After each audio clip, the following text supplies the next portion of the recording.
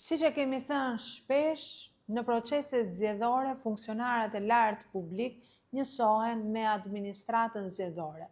Në rastin e KZAZ-s numër 93, përkatësisht Bashkia Konispol, kemi përgjegjësen e gjendjes civile, pra autoritetin i cili përgatit listat e zgjedhësve, zonjën Eva Yzeir, e cila luan dhe rolin e nënkryetares së kësaj KZAZ-je.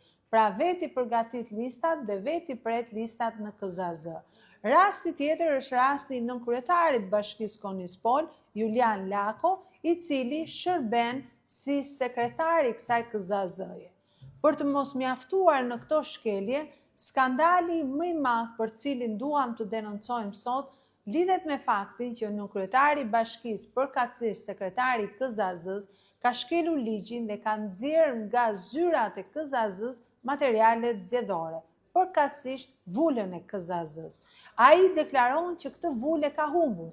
Pra sot në KZAZ-n numër 93 ka humbur vula nga sekretari nënkryetar bashkie, një njeri me arsim të lartë siç e kërkon ligji, i cili nuk duhet ta prekte materialin zgjedhor dhe jo më ta nxirrte jashtë dhe ta deklaronte atë të humbur.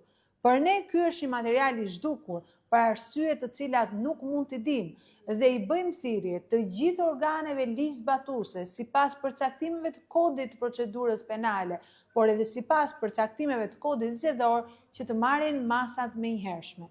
Gjithashtu, përfaqësuesit tanë në KQZ do të kërkojnë shkarkimin e të dy anëtarëve të KZAZ-s sepse të dy janë me shkelje flagrante të ligjit zgjedhor.